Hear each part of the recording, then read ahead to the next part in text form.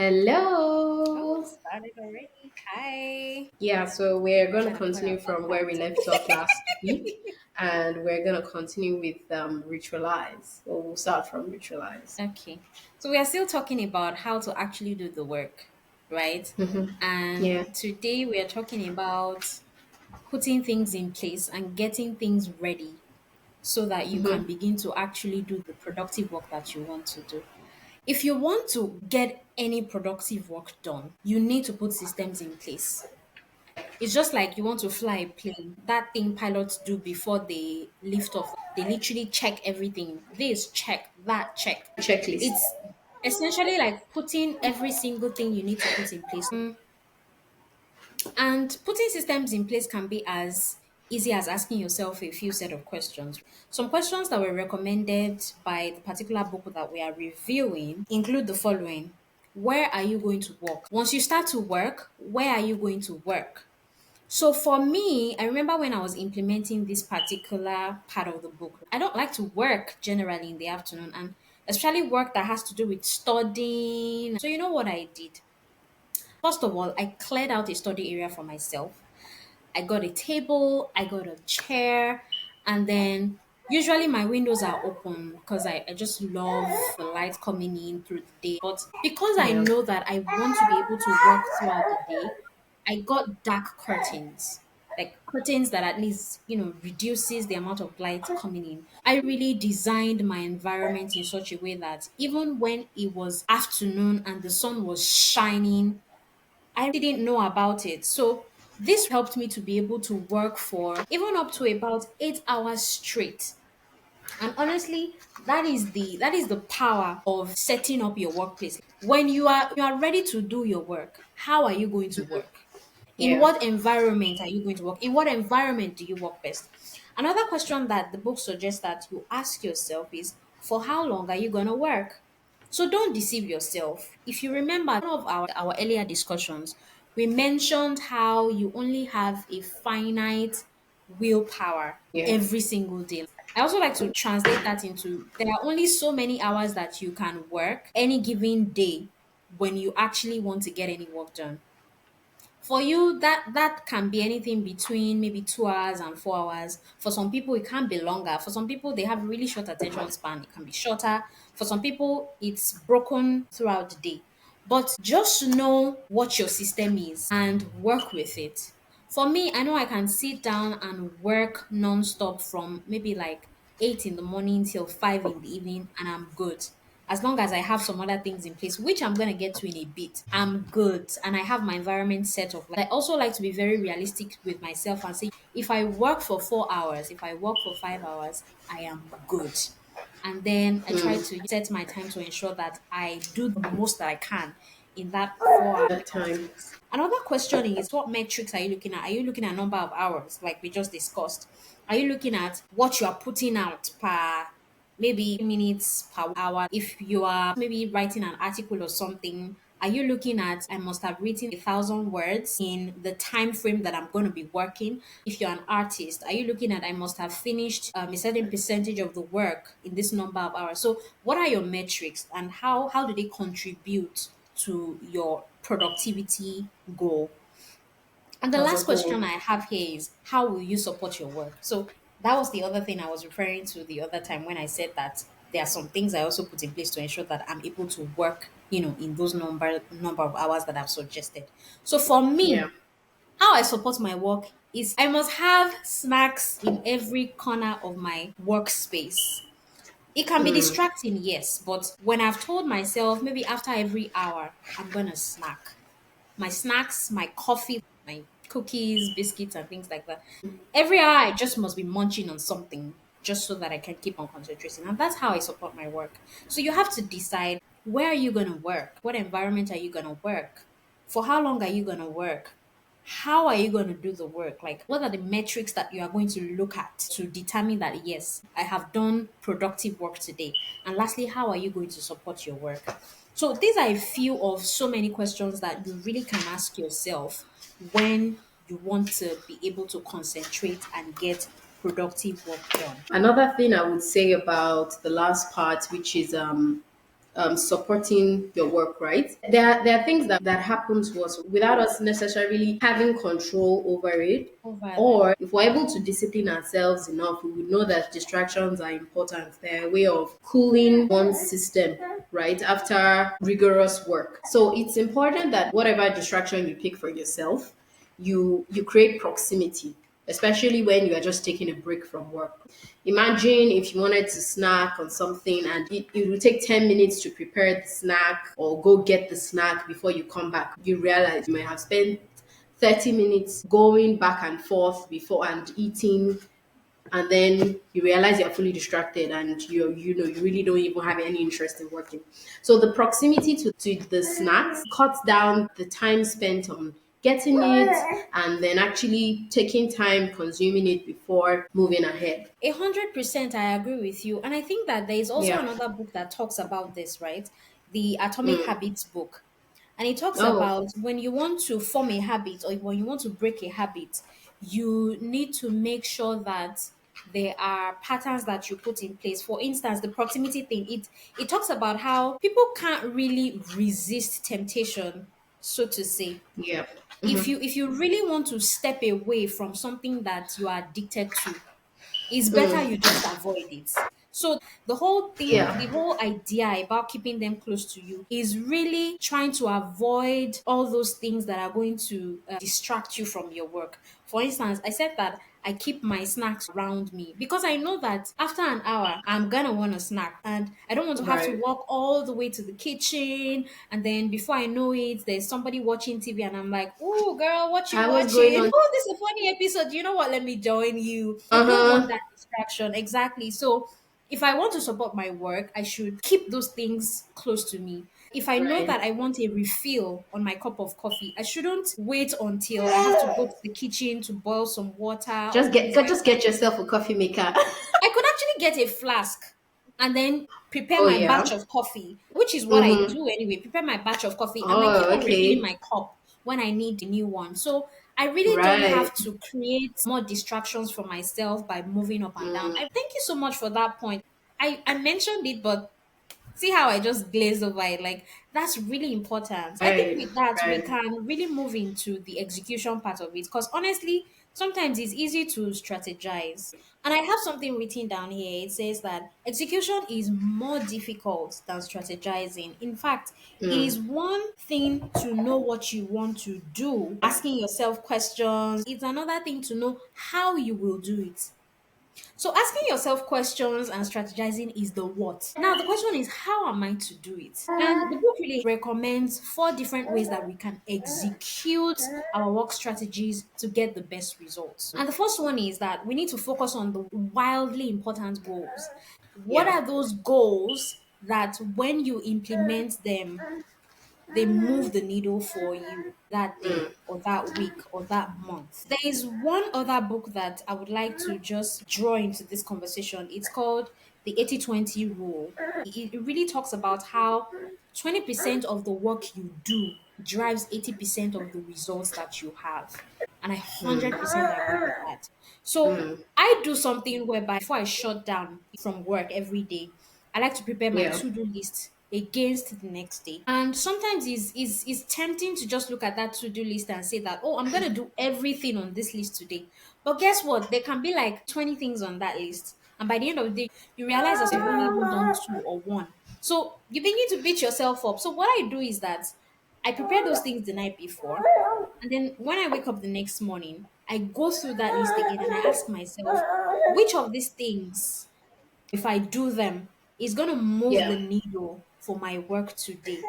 And I really go through each of those items, analyzing. For instance, if my goal was helping maybe a particular brand to set up a campaign by the end of the month, which of these things will I do that will move me closer to achieving that goal of setting up that campaign before the end of the month? So I really look at those things and say, okay, this is more important to do. In fact, I don't even tick it because I behave like WhatsApp. I tick once when I've done half of the work. And then Right. I and then I tick twice when I've completed it. So it's like a double tick thing kind of going on in my head. But then I Mm, asterisk it at the end if it's really, really important for me to do. And really that's how I go through it. In fact, I don't asterisk more than 10% of my whole list. for that particular day. If I can do more, yes, I try to do. But if I can't, it's totally fine. Focus on the wildly important goals. There's a quote that I extracted from the book that I think is very important for us to note. It says, "The more you try to do, the less you actually accomplish." I don't know if you agree with that. To an extent, yes. Mm, There are times whereby that's true. There are times whereby yeah. it's not. Sincerely, it all Mm, depends on what the end goal is. At some point in time during my study, my recent study anyway, we had this thing whereby for each course, we're presented with all the modules and all the assignments and mm, all the tests. yeah. So one of the courses had eight assignments, tests, and it was so overwhelming. I was overwhelmed to say there was a point whereby I was even sick, which added to my mental stress. And I was fussing over it. I was really upset about the whole thing. But the more I tried to do it, the less I was actually achieving. But the moment I realized, okay, you know what, rather than complaining, why don't you change your strategy with the viewpoint at which you're looking at this thing? And immediately I did that. I decided to tackle the entire course load through a different strategy. I decided, okay, I'll group the assignments and then I'll tackle the quizzes first. So, tackle the quizzes first. When you're done with the quizzes, then face the assignments. That way, your mind will be able to compartmentalize. And the moment I did that, I realized I was able to achieve much more than just looking at everything in a haphazard manner, in Yeah. which the structure came. So that's what I would say stood out for me with achieving more with less time. It all Yeah. depends on perspective and your mindset towards whatever activity at the time. That's what our conversations are about. The book can have its own opinion about how we should do stuff, and we can also have our own real life experiences. And that's what I really just love about these conversations. I'm not gonna Exactly. lie. That's there was one Yeah. particular thing that stood out to me through everything, and it's one thing that I have practiced a lot. Mm.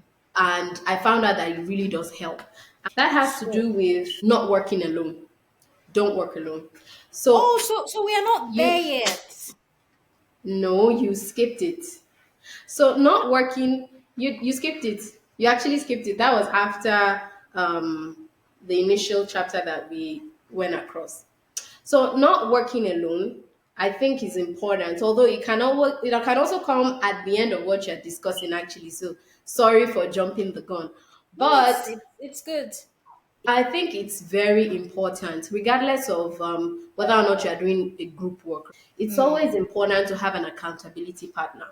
It doesn't even necessarily mean someone you report to, but people that can listen to you in your moments, in your down moments.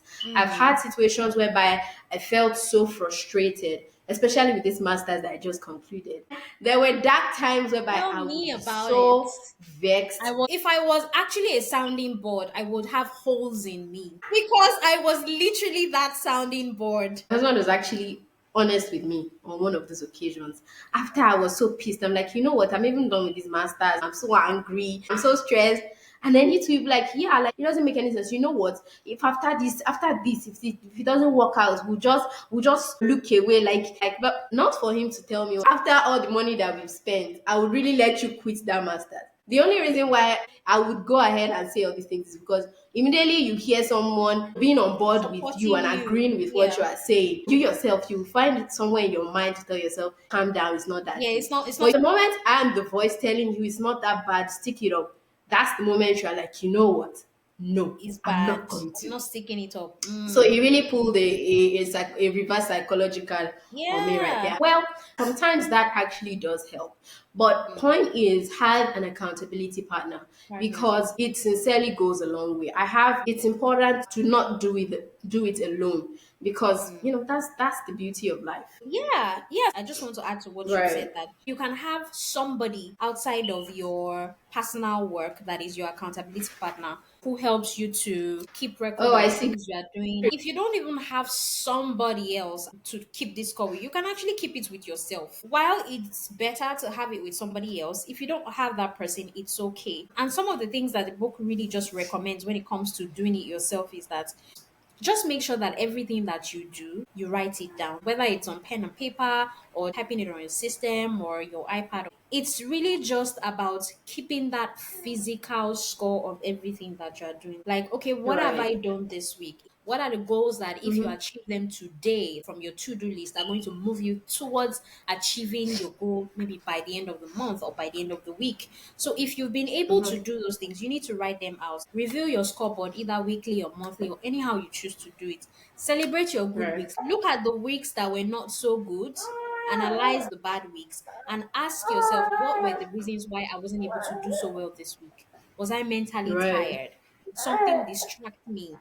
Just analyze your bad weeks to know what the problems were, to know Yeah. how to move into the weeks ahead and really Right. achieve your And productivity goals. tackling. Also, Mm-hmm. the last thing here is that you need to resolve how to ensure a good score for good days ahead. How are you going to make sure that the weeks or the days that are coming ahead, you are going to be able to score down on your tasks or your goals or the work that you have scheduled? So, those are the important things that you have to do when you are keeping account by yourself. If you're keeping your accounts with somebody, it's probably even better because sometimes we need people outside of ourselves to get us to remember that God said you were going to do this. Have you done it? Hmm. That's one of the things that are recommended to be able to execute. So the first one is focus on wildly important goals. The second one is practice regular accountability. The third one is measure your success. Focus on the right metrics. Sometimes we tend to focus on the wrong things. What are you measuring? And the book really suggests that when you are looking at metrics to measure, it's better to look at the lead measures than to look at the lag measures. So I'm going to explain this Hmm. briefly. The lag measures are the measures that really have happened in the past. For instance, if you're measuring customer satisfaction, that has already happened. Were they satisfied? Were they happy with the meals we served? Did they like the taste of the cake? It has already happened. Why don't you look instead at if we give them XYZ, are they going to be happier? So those are lead measures. So we need to begin to look at lead measures so that when we implement those things, we can now begin to look at sometimes even in real time how it affects our results. I'm really trying to think about how that becomes real to me. How does that apply to me? I think one way that it applies to me is that when I'm maybe preparing a blog article, what am I measuring? Am I measuring how many articles I was able to write last month, which has already happened? Or I'm measuring how many hours am I able to spend? And in those hours, how many quality words per article am I able to write? And if I can improve on this, week by week, step by step, or day by day, I begin to see an actual increase. And really, that has worked in the sense that for me, if I was able to write maybe two blog articles last month, I can see that I'm able to measure how many hours I actually need to write one quality blog article. And I'm able to improve on that. So I end up seeing about four blog articles, even doubling the number of work that I'm able to churn out in the same time frame because I'm focusing on metric that is entirely different rather than focusing on what I've written in the past and how I don't even know how I was able to achieve those things. I don't know how long it took me. In essence, by doing that, you are Yeah, also using the lag metrics, because at the end of the day, how can you know if you are making progress if you're not looking yeah. back? The whole Mm, point is comparing. Can I do better? Yes. What can I do to do better? So that's looking at the lag and then using that information to inform your lead metrics in that yeah. sense. Love your contributions because they always challenge the perspective of the writer in a way that doesn't totally debunk the strategy, so to say. You are saying maybe not focus only on the lead measures because you also need the lag measures to be able to see if the lead measures are working. I love it. The Right. last thing here is for you to keep score. This one says that we play differently when we keep score. For instance, say we are playing what's the name of that game? X and O. Yeah. We are playing that game and Tic we are tac not toe. really keep.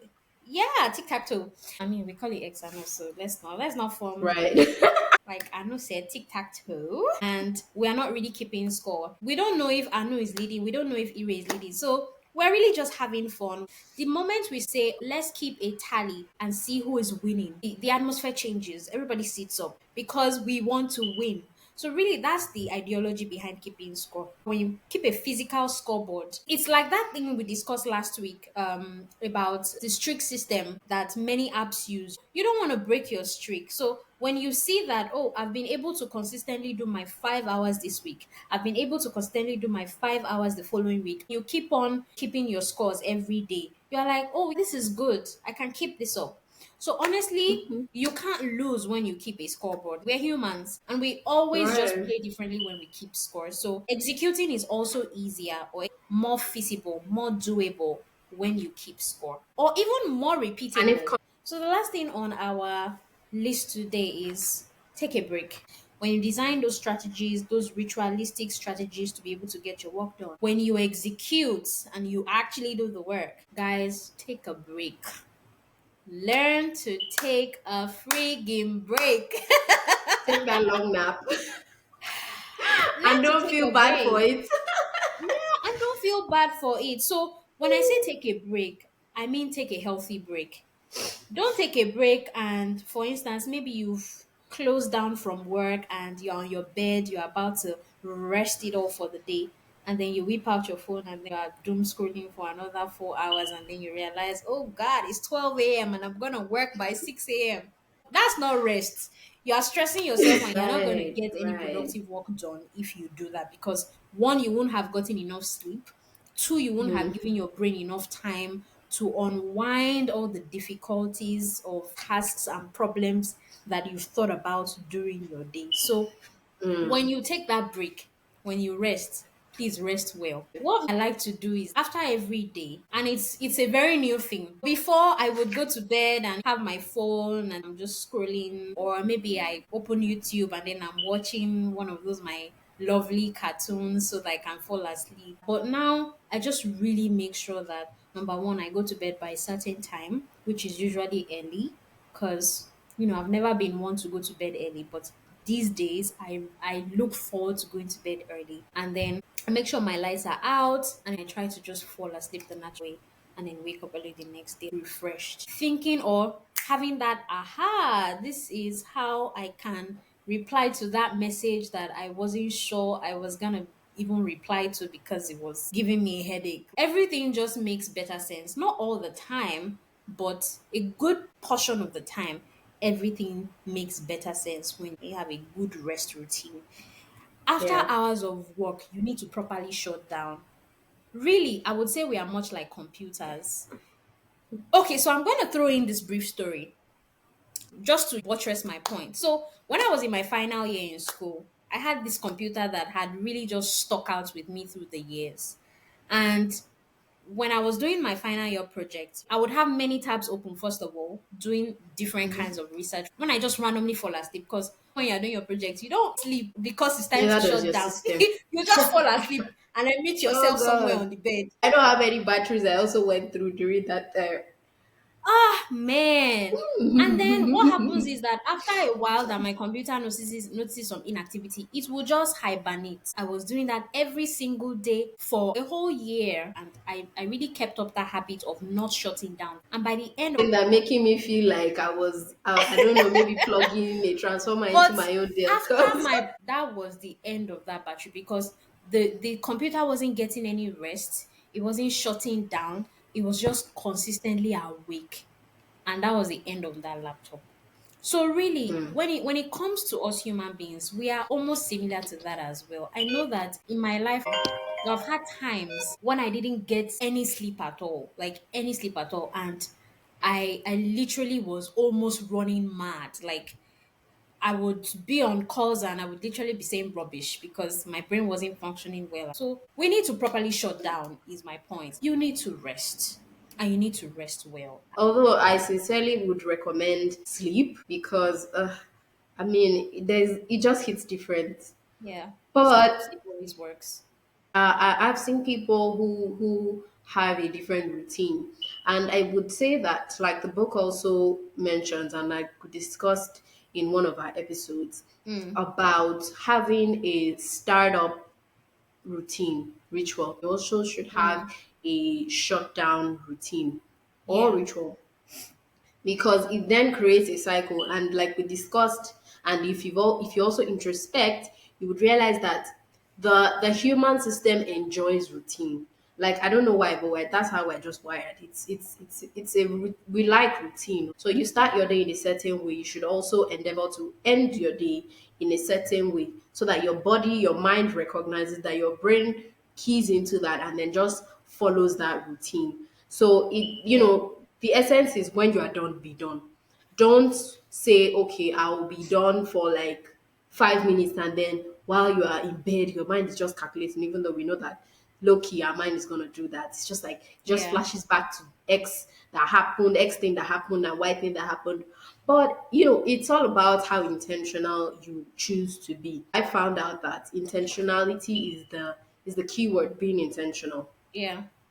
in the sense that when you pay attention, like, "Okay, I'm going to shut my brain down. I will not think about Ngozi at work that said XYZ." We know it happens now. That's when you're lying down trying to sleep, you just remember that I'm like, comeback that you could have just I could have given that said day that that. was annoying you. Yeah, right? I could have responded this way. Right. Now, this is obviously a digression, but it's important, when you are done, be done. Mm. If you want to relax, like we just want to watch that TV show, make sure that it does not exceed that time. Do not binge watch Yeah. when the intention for the day was not to binge watch. Don't do it, Yeah. because you won't be able to wake up at the time you're supposed to wake up, Mm. and that just disrupts the entire day. So the essence Yeah. is, create a ritual, stick to your ritual. If you decide that Mm. by 3 o'clock you shut down based on XYZ going on in your life, just stick to the routine and Mm. endeavor not to deviate from it until you reach the goal that you've set for yourself. Absolutely, 100%. I so, like I said, I don't even want to flog this issue too much. I always love your pastoral perspective to all of these things. I have something written down here that says that, look, see that time, maybe after your 8 a.m. to 5 p.m., and you just want to force yourself to continue to work. The time or the work that your downtime replaces is usually not work that is so important if you think about it. And if you think about the 80-20 rule that we mentioned earlier, if you've really done a good job of grading your work according to the most important things, putting the most important things first that will move the needle for you, anything that you is really not that important, honestly. Think about people that they've done some work and they still want to maybe answer those emails or reply to those texts. Those emails could wait. They're really not that Right. important. If you think about it, they don't help you to move closer to your goal of delivering that term sheet or that campaign by the end of the month. So it could wait till tomorrow when we are convinced that we are done with work. You won't be thinking, do I still need to look at that email? Do I still need to reply to this person? No, just tell yourself, look, I am done. And anything that I need to do is going to have to wait till tomorrow. You are going to have the Right. best kind of rest that you will have. To conclude my own part of the discussion, I'm going to read something verbatim from the book. And it says that psychology all points toward the conclusion that regularly resting your brain improves the quality of your deep work. When you work, work hard. When you are done, be done. That's it for me. Same here, though. Same here. It that ties it up sincerely, and Mm, that's the meat of what we've been discussing. mm. So, till next time, So till it's next a bye from time, me. we would move happily into the second role for this particular aspect of the book. So till next time, bye bye. Bye.